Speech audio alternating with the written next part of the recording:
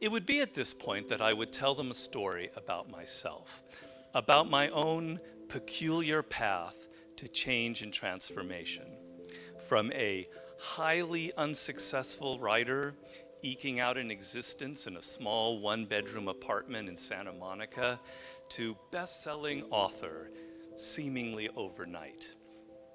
I have never publicly related this story before, but for this very special occasion, my first TED Talk, I thought I would share it with you because it's actually very relevant to this subject of change. The story goes like this. I had known since age that I wanted to become a writer. I just couldn't figure out what I wanted to write. Perhaps it was novels or essays or plays. After university, I drifted into journalism as a way to at least make a living while writing. Then one day, after several years of working as a writer and editor, I was having lunch with a man who had just edited an article I had written for a magazine.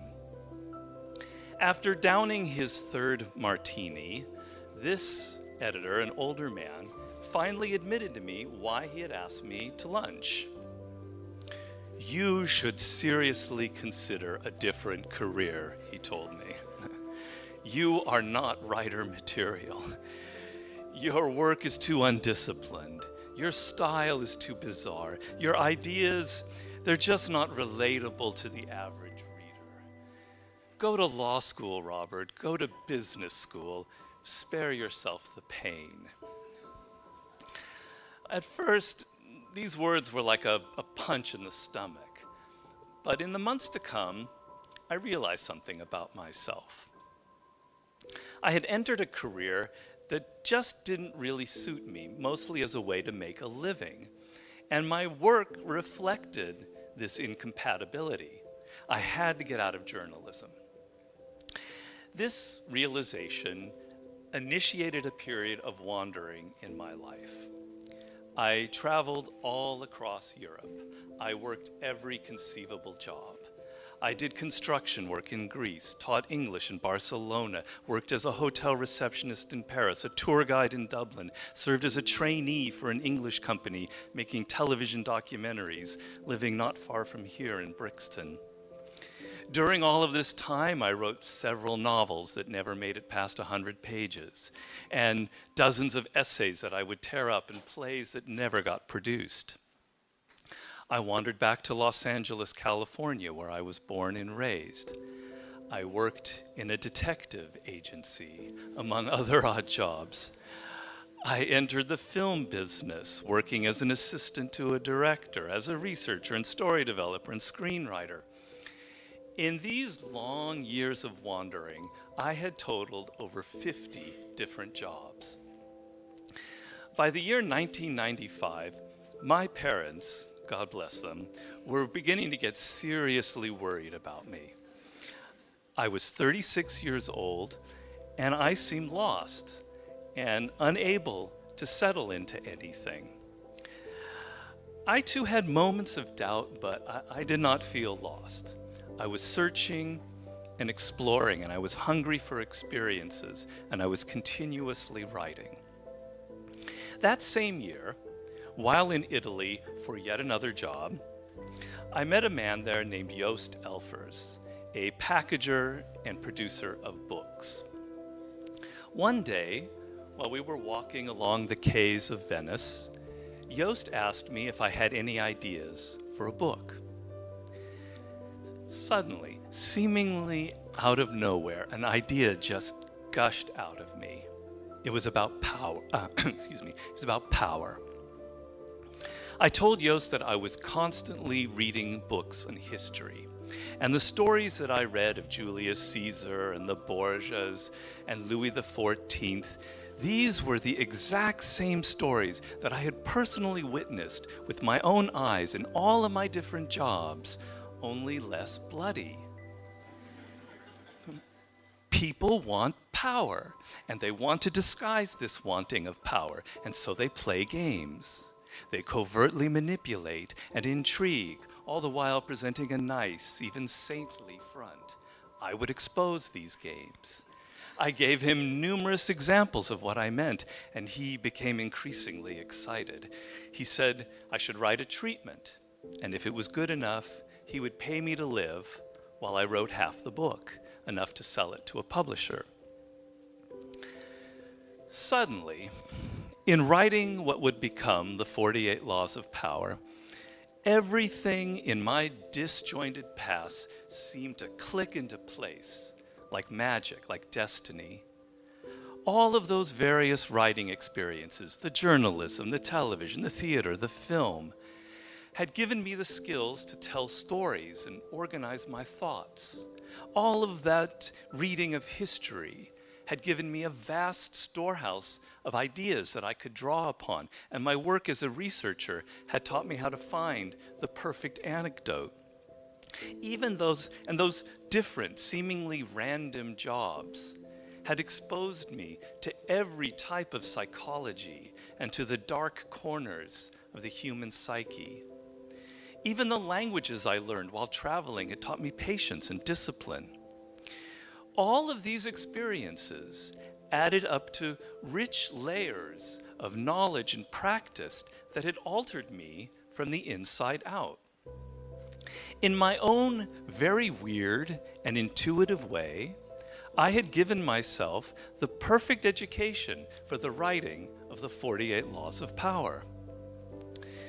The book came out in 1998 and it was a success. The course of my life was forever altered. Now, the moral of this story, as I told the people who would come to me for advice, and as I'm telling you now, is the following. We humans tend to fixate on what we can see with our eyes. It is the most animal part of our nature. When we look at the changes and transformations in other people's lives, we see the good luck that someone had in meeting a person like Yost with all of the right connections and the funding. We see the book or the project that brings the money and the attention. In other words, we see the visible signs of opportunity and success. Change in our own lives, but we are grasping at an illusion. What really allows for such dramatic changes are the things that occur on the inside of a person and are completely invisible. The slow accumulation of knowledge and skills, the incremental improvements in work habits and the ability to withstand criticism. Any change in people's fortune is merely the visible manifestation of all of that deep preparation over time. By essentially ignoring this internal invisible aspect, we fail to change anything fundamental within ourselves. And so in a few years' time, we reach our limits yet again, we grow frustrated, we crave change, we grab at something quick and superficial, and we remain prisoners forever of these recurring patterns in our lives. The answer, the key to the ability to transform ourselves is actually insanely simple, to reverse this perspective. Stop fixating on what other people are saying and doing, on the money, the connections, the outward appearance of things. Instead, look inward. Focus on the smaller, internal changes that lay the groundwork for a much larger change in fortune. It is the difference between grasping at an illusion and immersing yourself in reality. And reality is what will liberate and transform you. Here's how this would work in your own life. Consider the fact that each and every one of you is fundamentally unique, one of a kind. Your DNA, the particular configuration of your brain, your life experiences. In early childhood, this uniqueness manifested itself by the fact that you felt particularly drawn to certain subjects and activities, what I call in my book Mastery, primal inclinations.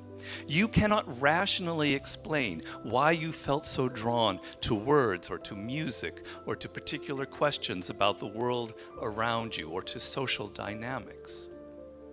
As you get older, you often lose contact with these inclinations. You listen to parents who urge you to follow a particular career path.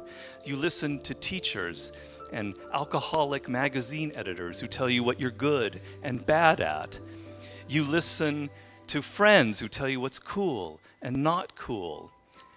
At a certain point, you can almost become a stranger to yourself, and so you enter career paths that are not suited to you emotionally and intellectually. Your life's task, as I call it, is to return to those inclinations and to that uniqueness that marked each and every one of you at birth. At whatever age you find yourself, you must reflect back upon those earliest inclinations. You must look at those subjects in the present that continue to spark that childlike, intense curiosity in you. And you must look at those subjects and activities that you've been forced to do over the past few years that repel you, that have no emotional resonance. Based on these reflections, you determine a direction you must take: writing, or music, or a particular branch of science, or a form of business or public service. You now have a loose overall framework within which you can explore and find those angles and positions that suit you best.